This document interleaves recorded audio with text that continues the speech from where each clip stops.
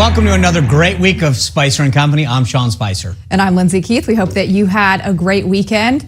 Well, you may have heard this on other Newsmax shows. Hopefully you're watching Newsmax. But it bears repeating that the mainstream news media is not the arbiter of who wins the election. Unofficial results are just that, Sean. They're unofficial. Yeah, we're going to wait until all the votes are counted. Imagine that, something that the left supported just the other day. And we're going to wait till all the legal challenges have been completed before calling the election. That's what the Constitution's all about. That's what the rule of law is all about. It's not up to these media organizations. Former presidential candidate in Arkansas, Governor Mike Huckabee, actually weighed in on that decision. He tweeted over the weekend, refreshing, at Newsmax, actually waiting until votes are properly tabulated and uncontested by legal action. They must have read the Constitution and found that the media doesn't determine an election just by their projections. It's decided by the voters. You know, it's interesting, Lindsay, a lot of people are saying, well, you know, in 2016, the media called stuff, but here's the thing.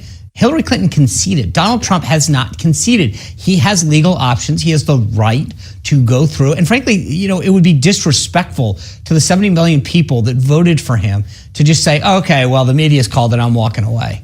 Yeah, I think that's right. And people need to understand this, that respectfully, the media should really step back and say, until it's conceded, until states have conceded this, it might look close and it might look projected like this person has won, but we don't actually know the outcome just yet. Yeah, I mean, there are states that are within the margin of error. And beyond that, the president he is contesting a lot of these legally for irregularities that they are seeing. And they have a right to do that. Right. It is not the media's position to go in and call a state if someone is still contesting races that are too close to be called, that the states themselves have not called. And that's the important part. Right, and that's who should be calling it. But I think people get confused because, to your point, in 2016, it seems like that's what the media did, but people need to understand what you said, that right. It's Hillary Clinton conceded it. Right, and the president accepted her concession and then went on. She didn't contest these states for whatever reason, but that was her right. She chose not to, and the president was able to assume office. This time, the president has made it very clear that he has places. And I know even this afternoon, he tweeted about Nevada, saying that, quote, Nevada is turning out to be a cesspool of fake votes. At Matt Schlapp and at Adam Laxalt, who is the former attorney general there in Nevada, are finding things that when released will be absolutely shocking. Well, let's find out what some of those things are. With us now is the chairman of the American Conservative Union and CPAC, the gentleman mentioned in the president's tweet, Mr. Matt Schlapp himself. Matt, good to see you. Thank you, Sean. And it's Nevada. I know. I go back and forth. I can't remember what I was, but then again, you were just there, so you got a refresher. So plenty of time. Plenty of times. Don't worry. Okay, good. Well, thank you. I know I'll hear about it. So when you're in Nevada, and you were there with Adam Laxalt, the president says that you guys found stuff. Walk us through some of the things that you found. Right. And the tweet that you just put up, what is really galling for me is Twitter has basically flagged that tweet to say, you know, this claim is not necessarily true. So, Sean, you know, I'm an old guy. I've been doing this a long time. When I went to Nevada on behalf of the president, I didn't know what I would find. I always heard there was a lot of corruption in Clark County. But, you know, it's really hard to put your finger on vote fraud or voter irregularity or illegal ballots. I was shocked with what we found. I was shocked that literally dead people are voting in Nevada. I was shocked to find that minors are voting in Nevada. Now, that means that when they sent out all these ballots, they didn't even check them to dedupe by the death records, which, you know, is something that's standard in politics. I want to ask you, because I want to make sure people understand this. So can you, like, not right now, I'm not trying to put you on the spot, but in terms of what you gathered, you literally have somebody that you have their name, Henry Smith, and they are a dead person and they voted. Fred Stokes Jr. And we talked. The reason why we don't have a lot more is because you have to talk to their families, and this is their loved one. These people literally just died, and they voted. And when their loved ones find out, they're angry. There was another woman by the name of Rose Marie Hartle who died but voted. And her surviving. Matt, just to be clear, is it possible that they voted when you say they died? Had they voted outside of when they would have gotten a ballot? That's what you're claiming, right? There's no way that they mailed it in before they passed away. Sean, they died in 2017. Well, then they definitely can't vote. This is truly miraculous voting. You know, we checked the voting records just for a small sample from days ago. We checked for people who had changed their address to outside Nevada. We found over 3,000 examples of people who voted in this election who don't live in Nevada. So let me give you this. The Democrats, at least some of them, have claimed, well, those are military officials. No, they've been deduped. They've been deduped. We, on our list, it's a fair challenge. Yep. And when you take out the military people, it was less than 100 folks. And when we go back and do more extensive searches back for a couple of years and do everyone who voted in this election, because, you know, they're still literally counting these ballots and still doing the same process, which resulted in all this corruption that's happening while we're speaking, we will have a much bigger number. The 3,000 that we came up with, we believe that is 2/3 shy of the actual number, because most people don't go to the post office to change their address due to the onslaught of junk mail. Usually people just tell their utilities and stuff and their loved ones, here's where we're moving. So that number is very shy. It's 1/3 of the actual number. So it's over 9,000 just in a couple of days on the ground without any transparency into the rooms, not being allowed to go into the count rooms. And what else do we know? We know that there are hundreds of thousands of mail-in ballots that are supposed to have a signature check, which is why you have Republican and Democrat observers. In Clark County, they have plenty of Democrat observers because it's the Harry Reid machine. There are no Republicans allowed in. We can't check that signature match. And the machine itself has now been shown to be completely inept on purpose. We believe that once we get a chance, if the federal courts will allow us to get in there and properly examine those envelopes and the signature matches, we will have many, many more, thousands and thousands of more illegal ballots cast.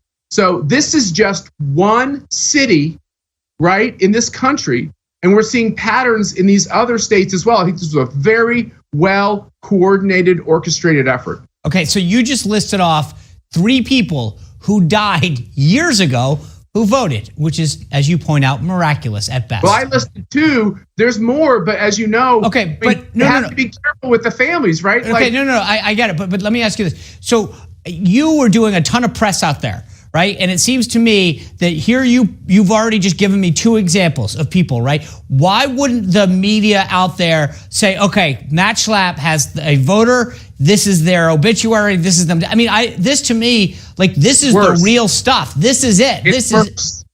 It's worse, Sean. You got your finger on it.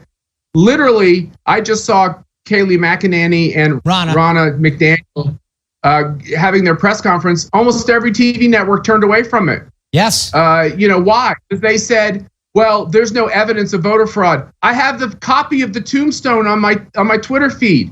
Go look at it. We had a friend of the family of the woman who died and miraculously voted. She came to our press conference the other day and talked about how this is so painful for the family because she was just a beloved person, and tough for her surviving spouse and for her friends. So, you know, this is real. It's real evidence. People outside Nevada voted. People who weren't old enough voted. They basically took a voting list and they made it as polluted as they could. They didn't dedupe it, which, Sean, I know you know, right, that's the basics in mail, is that you make sure you take off all the dirty names, all the names that are old, all the names that are aged.